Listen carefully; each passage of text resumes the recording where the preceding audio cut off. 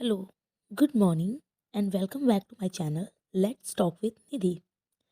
And अभी आप देख रहे होंगे आज मुझे सो के जगने में देर हो गया है क्योंकि मेरा टारगेट होता है 5 o'clock तक उठ जाने का और अपनी स्टडी के लिए रेडी होने का।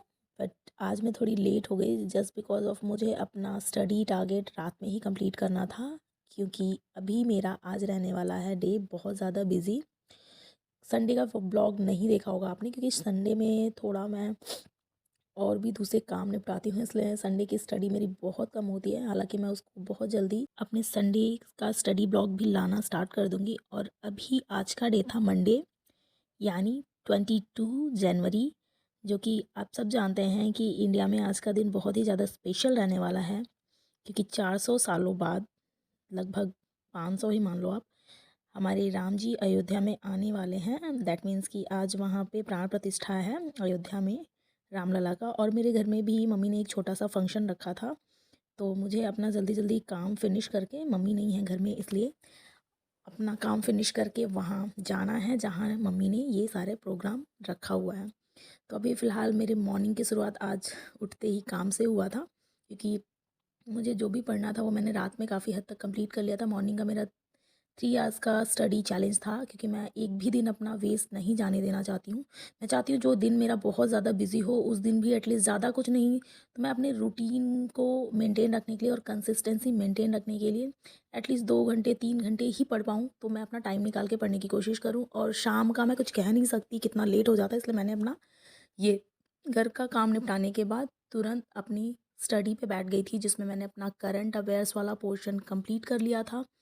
और फिर मेरा सोशोलॉजी का, जैसा कि मैं आपको बोलती हूँ, वो मुझे डेली करना ही होता है। तो 2 मैंने अपने इंडियन थिंकर्स किए थे, जिसमें मैंने एम.एन. श्रीनिवास और ए.आर. देसाई को कंप्लीट किया था। और उसके बाद से फिर मैंने अपना हिंदी का छंद वाला पोर्शन कंप्लीट किया। हिंदी में अभी मैं छंद कर रही थी, क्योंकि लास्ट टाइम बीपीएससी 2.0 में मेरा छंद से एक क्वेश्चन आया था, और उस क्वेश्चन को हालांकि मैंने सही ही सॉल्व किया था। उसमें पूछा हुआ था कि छंद के कितने प्रकार हैं, तो मैंने उसमें बताया था कि छंद के 3 प्रकार हैं। बट मेरा जो उसके पीछे का लॉजिक था वो बहुत गड़बड़ था।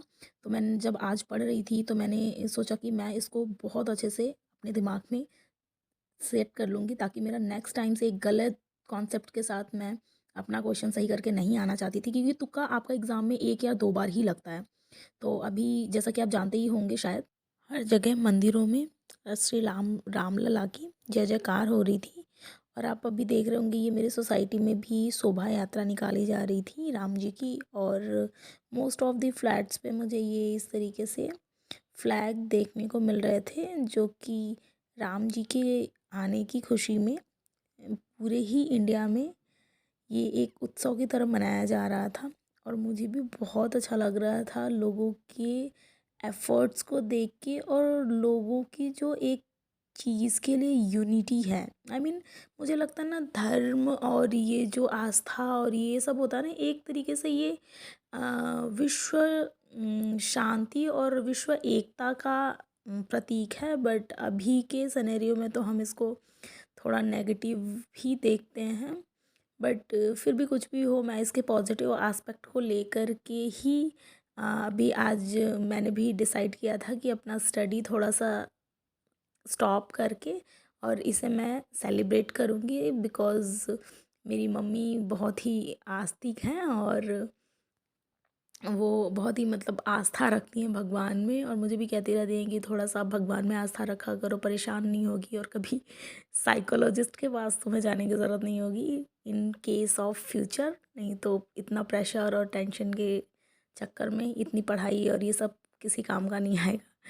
तो मैंने कहा लाओ आज उनकी बात मान ही लेती हूँ। और ये हम आ गए थे मेरे पुराने वाले घर पे, जहाँ पे मम्मी ने कीर्तन रखा था। और ये वहाँ के आसपास की सारी आंटी सब लोग कीर्तन कर रहे थे, और पूरी रात रामायण का पाठ हुआ था मेरे घर पे।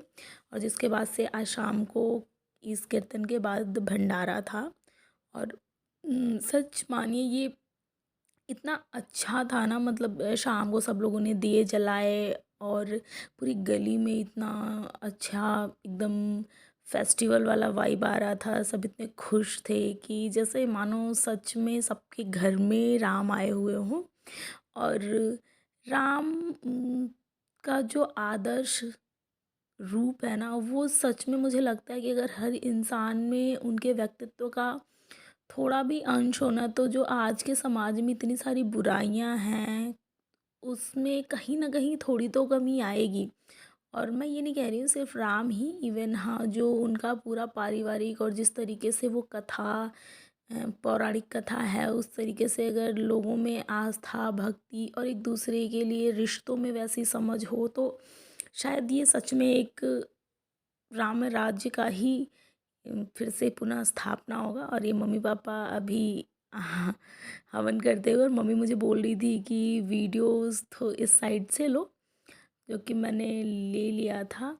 और अभी सब ने हवन किया, और जितने भी आसपास में भी आंटी वगैरह आई थी, सब ने हवन में अपनी आहुति दी।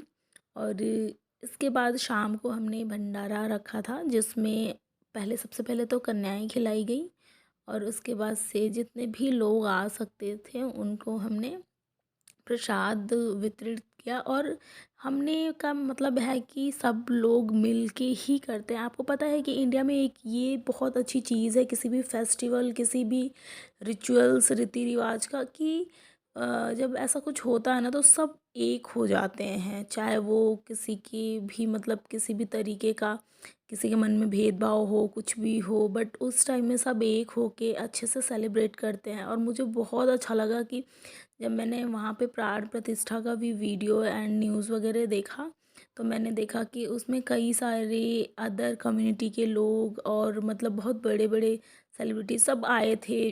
और वहाँ पे मतलब वो देख के ही लग रहा था कि एक यूनिटी है हमारे इंडिया में, चाहे कितनी भी प्रॉब्लम्स हैं, चीज़ें हैं। और ये छोटे छोटे से बच्चे, एक्चुअली बच्चों से मुझे बहुत लगाव है, मे बी वो शायद मेरे प्रोफेशन की वजह से, लेकिन नहीं नहीं बोल सकते, मुझे बच्चों से लगाव है, इसलिए मैंने अपना प्रोफेशन चुना है। और मैं अपने आज के ब्लॉग का यहीं एंड करती हूँ।